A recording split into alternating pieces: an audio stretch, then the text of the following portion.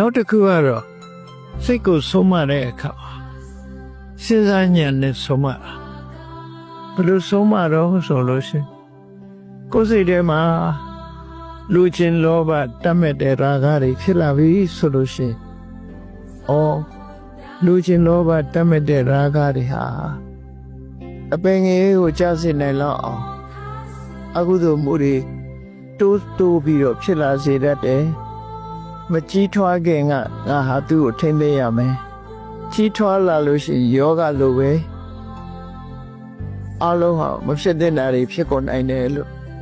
လောဘကိုအပြစ်ကိုမြင်ပြီးတော့အဲ့လိုထိမ့်ရဒေါသဖြစ်ပြီးဆိုလို့ရှိရင်လည်းဒီဒေါသရင်ထဲဖြစ်လာပြီးရင်ထဲကနေပြီးတော့နှုတ်ဖျားရောက်လာလိမ့်မယ်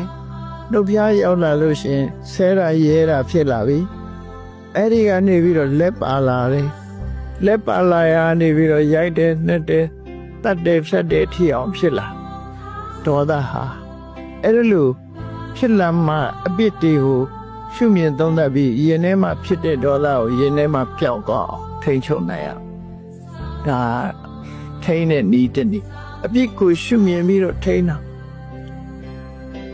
ဒီတဲ့အရင်ကျက်လာတဲ့အခါကျတော့အပြစ်ကိုရှုမြင်ုံနဲ့မဟုတ်ဖြစ်ပေါ်လာတဲ့အာယုန်လေးတစ်ခုပေါ်မှာတဘာဝကိုတဘာဝအတိုင်းချီတက်လာပြီဆိုလို့ရှိရင်ဒေါသဖြစ်စဉ်အာယုန်တို့မမြင်တော့ဘူးလောဘဖြစ်စဉ်အာယုန်တို့လည်းမမြင်တော့ဘူးတဘာဝတရားတစ်ခုလို့သာမြင်တဲ့အခါမှာလောဘလည်းမဖြစ်တော့ဒေါသလည်းအဲ့ဒီလိုပညာဉာဏ်နဲ့ထိမ့်သိမ်းဆွရှောင်အောင်မယ်လို့ဆိုလို့နော်အဲ့ဒါကိုပြောတာစိတ်တတ္တဓမ္မထောတာတုစိတ်ကိုသမထနဲ့ထိမ့်မယ်စိတ်ကိုဝိပဿနာကျင့်နည်းနဲ့ထိမ့်မယ်အဲ့ဒါလို့ထိမ့်လိုက်လို့စိတ်ထဲမှာလောဘဒေါသတွေမဖြစ်တော့ဘူးဒါတွေဝင်မလာတော့ဘူးတဘာဝအာယုန်လေးပေါ်မှာပဲစိတ်ကတည်ငြိမ်သွားပြီဆိုရှင်ဒါယဉ်ကျေးသွားပြီလို့သူပြော